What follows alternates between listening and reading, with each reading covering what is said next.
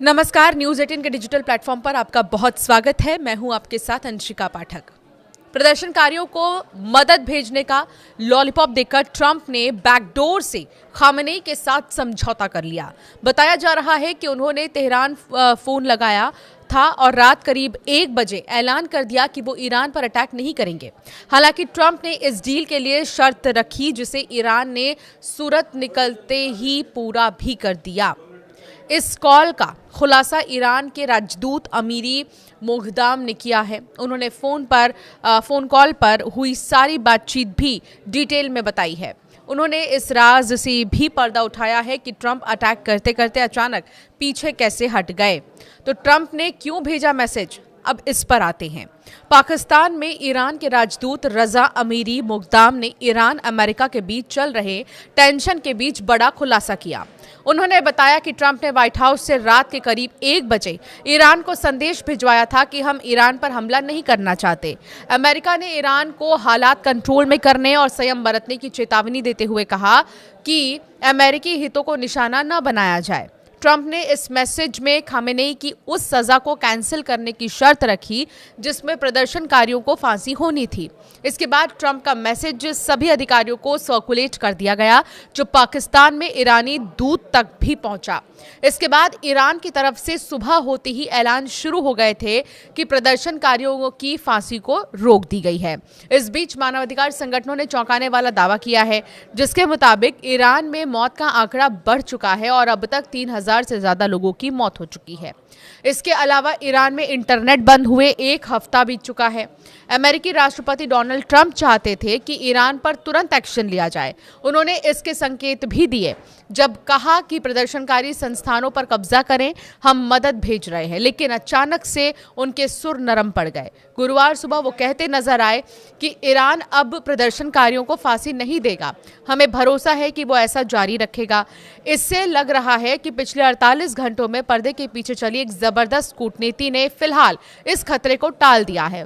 इस पूरे घटनाक्रम में 4 अरब देशों, जिनमें कि पहला तो सऊदी अरब है, दूसरा कतर, ओमान और मिस्र ने संकट मोचक की भूमिका निभाई है। एक गल्फ अधिकारी के मुताबिक इन 4 देशों ने अमेरिका और ईरान दोनों के साथ लगातार बातचीत की ताकि एक और विनाशकारी युद्ध से बचाया जा सके। सूत्रों के मुताबिक जब वॉशिंगटन में ईरान पर हमले की योजना पर विचार चल रहा था, ठीक उसी समय रियाद, दोहा, मस्कट और काहिरा के फोन लाइनें वॉशिंगटन और तेहरान के बीच गनगना रही थी।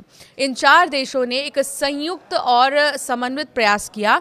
वॉल स्ट्रीट जर्नल की रिपोर्ट के मुताबिक सऊदी अरब, कतर और ओमान ने वॉशिंगटन में लॉबिंग की और ट्रंप प्रशासन को ये समझाने की कोशिश की कि अभी हमला करना कितनी बड़ी गलती साबित हो सकती है। इन 4 देशों ने अमेरिका को बहुत स्पष्ट और कड़े शब्दों में चेतावनी दी। उन्होंने वॉशिंगटन को बताया कि अगर ईरान पर हमला हुआ तो इसके परिणाम सिर्फ मिडिल ईस्ट तक सीमित नहीं रहेंगे, पूरा क्षेत्र अस्थिरता की आग में जल उठेगा। युद्ध का असर तेल की कीमतों और ग्लोबल सप्लाई चेन पर पड़ेगा, जिसका सीधा असर अंततः अमेरिका की अपनी अर्थव्यवस्था पर भी होगा।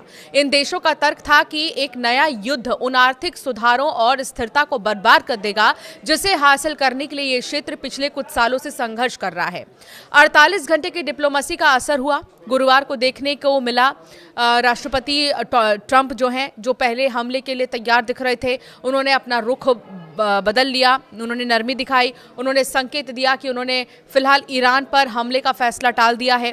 देर रात ईरान के राजदूत ने कहा कि ट्रंप ने खुद फोन कर इस बात की जानकारी दी कि ईरान पर अमेरिका हमला नहीं करेगा।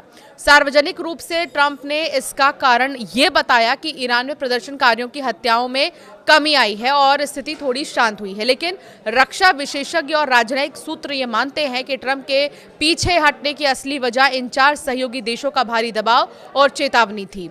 डर का असली कारण क्या है, ये समझिए।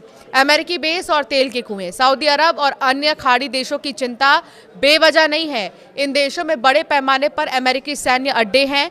खाड़ी देशों को डर था कि अगर अमेरिका ईरान पर बमबारी करता है तो ईरान पलटवार में इन देशों की धरती पर मौजूद अमेरिकी ठिकानों को निशाना बनाएगा। इसके अलावा ईरान क्षेत्र के उन महत्वपूर्ण ऊर्जा संयंत्रों और तेल के कुओं को भी निशाना बना सकता है जो क्षेत्रीय और वैश्विक अर्थव्यवस्था की रीढ़ है। 2019 में सऊदी अरामको पर हुए हमले की यादें अभी भी ताज़ा हैं। और कोई भी देश वैसा जोखिम दोबारा नहीं उठाना चाहता।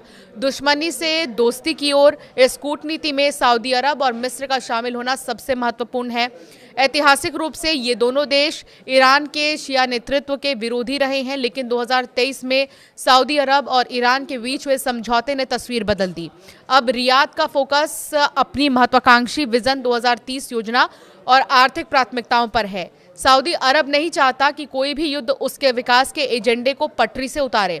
वहीं ओमान और कतर पारंपरिक रूप से पश्चिम और ईरान के बीच मध्यस्थ की भूमिका निभाते रहे हैं। कतर और मिस्र ने हाल ही में इजराइल हमास युद्ध में भी अमेरिका के साथ मिलकर मध्यस्थता की है, जिससे वॉशिंगटन में उनकी बातों को वजन दिया जाता है। तो अब ये देखना होगा कि क्या वाकई में जो स्टैंड राष्ट्रपति ट्रंप ने लिया है वो बरकरार रखेंगे और उन्होंने जो फैसला किया है ईरान पर हमला नहीं करने का, वो कब तक बरकरार रहेगा।